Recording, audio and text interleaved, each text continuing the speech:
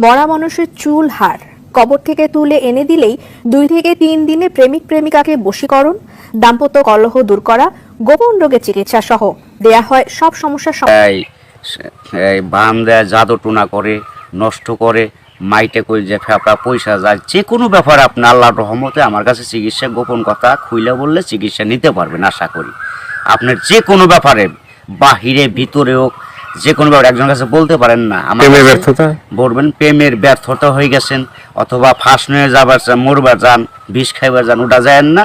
আশা করি আমার সাথে যোগাযোগ করলে প্রেমের মানুষকে কাছে পাওয়া যাইবেন তাড়াতাড়ি। 24 ঘন্টার ভিতরে, 72 ঘন্টার ভিতরে হইব, 24 ঘন্টার ভিতরে।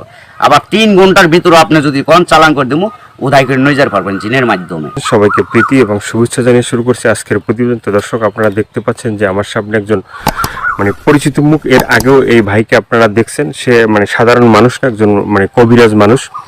সে অনেক রোগের চিকিৎসা করে এবং অনেক মানুষই ভালো হয়েছে, যে যারা তার কাছে ফোন দিছে এবং তার যে চিকিৎসা নিছে সবাই মোটামুটি ভালো হয়েছে। আর এটা হচ্ছে যে সম্পূর্ণ বিশ্বাসের উপরে। যদি আপনি বিশ্বাস করেন যে না, কবিরাজি চিকিৎসা ভালো, সে বিভিন্ন গাছগাছরা বা বিভিন্ন মন্ত্রের মাধ্যমে চিকিৎসাগুলো করে, তো আপনারাও এই ভাইয়ের চিকিৎসা নিতে পারেন, বা অনেকেই হয়তো চিকিৎসা নিছেন, তো জানেন আপনারা যে সে কেমন।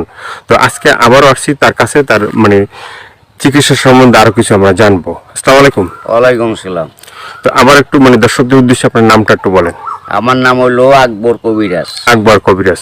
তো আজকে আবার আমরা আসছি যে এ পর্যন্ত অনেকে আপনার ভিডিও দেখছে বা অনেকে আপনার চিকিৎসা নিছে, কেউ ভালো হয়েছে।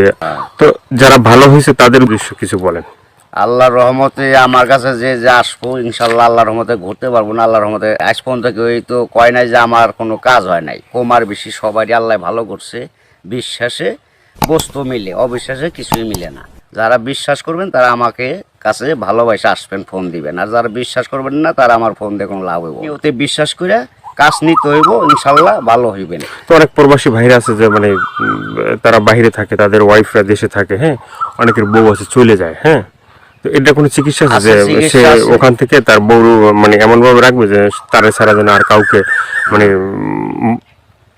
বুঝতে চায় না, তাকে যেন সবসময় বুঝে। আছে আছে এবং আছে প্রবাসী ভাইয়েরা, কি মা খালারা, বোনেরা, ভাইয়েরা, যারাই ওদিন আছেন, কষ্টে আছেন, কোনো বিপদ তোরাইতেছে না, আল্লাহর রহমতে আল্লাহকে বিশ্বাস করে আমার কাছে ভালোবাসা আসবেন। আশা করি আল্লাহর রহমতে তোরাইয়া যাইতে পারবেন। এবং যারা প্রবাসে আছেন, বউ কথা শুনে না, কি অন্যজনের কথা শুনে বাইরে যায়, কি স্বামীর হাতে স্বামীরা ছলনা করে টাকা পয়সা নিয়ে পলায় জায়গা, আশা করি আর যাইতে পারবো না, এমনভাবে আটকাই দিমু। আর জীবনে আপনার সারা আল্লাহর রহমতের নকতে 7 দিনের ভিতরে ক্লিয়ার হয়ে যাবে ইনশাআল্লাহ। তো অনেকে আবার ওই যে আমাদেরকে ফোন দিয়ে বলে, বা হয়তো আপনাকেও বলছে যে চালানটা যে হয়, বা চালানটা তো শুধু আপনিই জানেন যে কিভাবে চালান দিবেন বা ই করবেন, ঠিক আছে, এটা আপনার ভিতরেই আছে। কিন্তু আবার আপনি বলে দেন যে এই জিনিসগুলো তুমি করো। যে কোনো সমস্যা আল্লাহর রহমতে যদি ইমান বিশ্বাস থাকে, যারা নামাজ পড়েন 5 ওয়াক্ত 5 জায়গা, তারা আল্লাহ নবীকে বিশ্বাস করে আমাকে দয়া করে ফোন দিবেন, চিকিৎসা নিবেন। না, এই যে আমরা যে আপনার কাছে আসছি, হ্যাঁ, এই যে কিছুদিন আগে আমাদের দেশেরই এক লোক আপনার চিকিৎসা নিয়েছে। চিকিৎসা নেওয়ার পরে বলছে যে হে, চিকিৎসা করে আকবর কবিরাজ, খুব ভালো চিকিৎসা করে। সে বলার পরে উনি আবার আমাদের বললো যে ভাই, আপনার যে তার কথাগুলো একটু তুলে ধরেন, তাহলে হয়তো বিভিন্ন মানুষ উপকৃত হবে। তো সে বলছে যে না, ভালো চিকিৎসা পাইছে। তো এই ধরনের আপনার আছে কেউ ভালো ভালো চিকিৎসা পাইছে? এর আগে তো ভিডিও ছাড়ছে। আল্লাহর রহমত আছে, বহুত আছে, এভেলেবেল আছে ইনশাআল্লাহ। সবাই কইতেছে, না কইলে আপনারা কেমন আইলেন করবেন নিকে, ভালো হয় বিদায় আপনারা এসে উঠাইবেন নিছেন।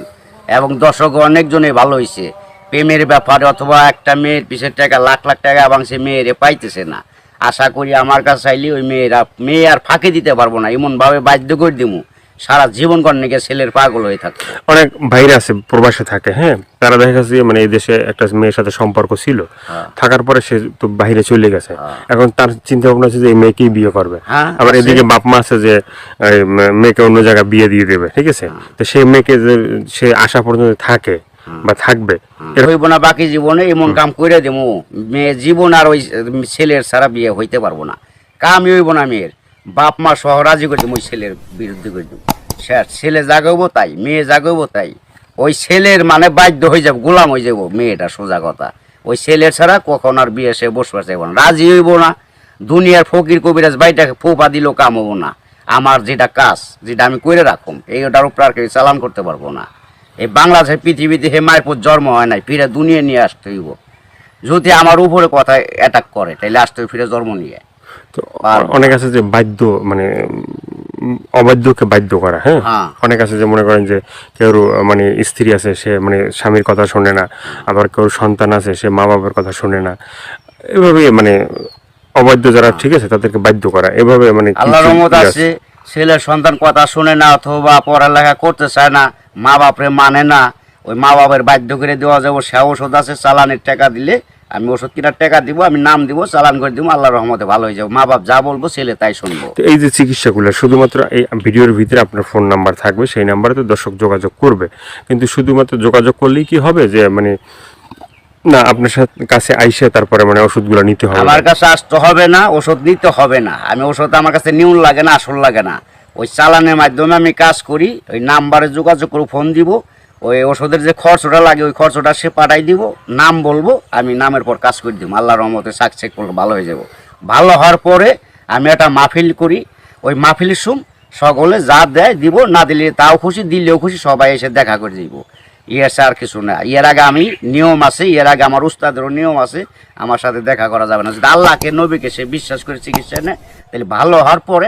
তো অনেকে বলে যে ভাই মানে চিকিৎসা করার আগেই যখন আপনাকে ফোন দেয় বা চিকিৎসা নিতে চায় তখনই আপনি টাকা পয়সা চান, সেটা কেন একটু বলবেন? আমি বলুম কেন বলতেছি, টাকা চাই কিসের নিয়ে, ভালো হয়ে গেলে আর টাকা দেয় না, সে খালি সুদুর বুদুর করে ফাঁকি দেয়, আজ দেবো কাল দেবো, এই কারণে আর কেউ বাকি করি না।